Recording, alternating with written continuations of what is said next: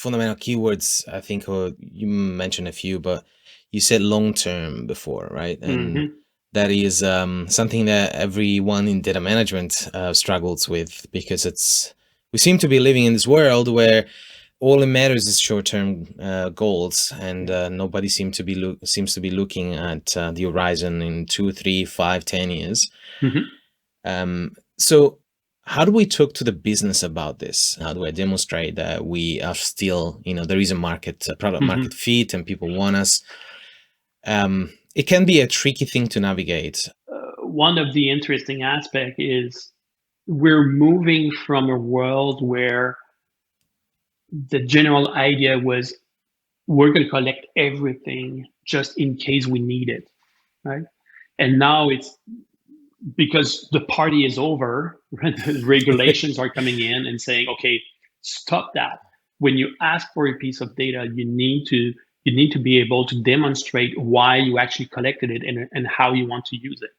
Right? So I don't think it's a bad thing. And it's funny because I was so active in the digital analytics community for 20 years, advocating for digital analytics and so on. And now that I'm talking about privacy and ethics, people think that I'm against tracking, for example, or against data collection. But that's not the point. I'm not against it. To the contrary, I'm for it. But reimagine in a way that will be much more respectful, much more customer centric than what was done until now. So what how do you convince your managers that it's fine to ask for consent, and it's fine if only 30% of the people say, okay, yes, I agree, you can track me. So of course there's the legal aspect. If you don't do it, you can be fined. Usually that's a pretty strong incentive, right? But then there's the other aspect, which is what would be the cost of a data leak? Mm. Because obviously, if you collect more information, and these days, what we hear a lot is, oh, because of third-party cookies going, disappearing, and some people call it cookie apocalypse, and I laugh at that. Right? There's no apocalypse. You know what? I've been using Brave. My primary browser is Brave. Mhm. It blocks third-party cookies. Nothing exploded. I can still use the web. I can still navigate the internet. It still works. There's no apocalypse. Maybe those think there will be an apocalypse. Maybe they need to look at what they are doing, right? Because if it's so detrimental to what they are doing, maybe they're not doing the right thing. So there's the legal, there's the fines and all those aspects. Then there's the risk of a data leak. Obviously, if you collect more information, it gets riskier to have a data leak. And now we're talking about IT security and all those aspects.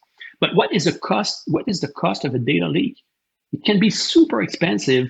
I read something like the average cost was 4 to 5 million, sometimes $9 million, depending obviously on the type of business and how big a data leak and so on.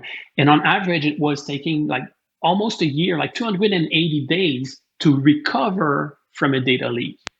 So that's another pretty strong incentive. And the third one is what is the cost in terms of brand value in the long run? Again, uh, if a business has a data leak, how many customers are they going to lose? How many new customers they won't get because people will know, oh, wait a minute, this business, they had a data leak. I don't trust them anymore, and they will go to somewhere else, and maybe that somewhere else won't be any better. but Mm. but the point is that there's a cost to a bad reputation in terms of data management, and that cost oftentimes is really hard to quantify. But I read something like, was it 70% of people would 70. abandon a brand if they don't trust how they use their data.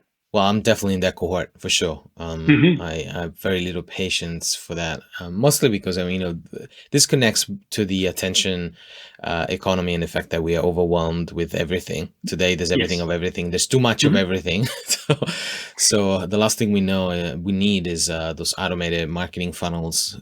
Shooting content that may not necessarily be useful to us. And Well, again, we just have to think about how we do in our personal lives when we get an email once a year that says, "Oh, it's Black Friday. We really, really love you," and the rest of yeah, the year you don't hear about them, right? zero. Is Yeah.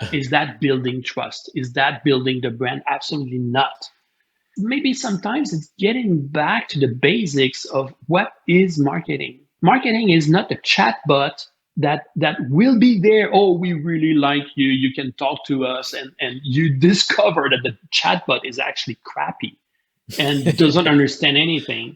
And when you try to actually reach someone, you're not able to do it. So tell me how the chatbot is really so miraculous that it will solve anything. So I'm not saying that it's not useful. What I'm saying is we need to be more careful because it's easy to implement, because Mm. it's machine learning or AI or smart about the data or whatever. There's still no magic. uh, it's not number of tools and widgets that you include in your martech stack that will make the difference. It's how you really care about your customers, and caring is not always automating. Sometimes yes, but not always. Yeah, I love that. It's a realization for many, many, many people, especially looking at the state of digital marketing.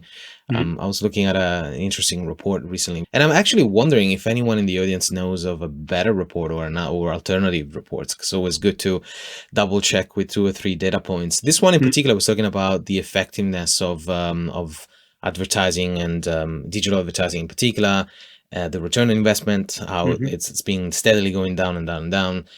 Because yeah, you can come up with all the strategies you want, but we shouldn't forget that the other side is a human being, and we're very good at telling whether someone has genuine intentions or is Mhm. just trying to get that. I think they call it lead magnet, if I'm correct, Yeah. in the industry. To Mhm. really, like, yeah, I hate and love the term. I love it because it really explains what's happening. It's a magnet for Mhm. people Yes. to provide the details, and I hate it because, as you said, 90% of the time there's no real value behind it, which is Yeah. unfortunate.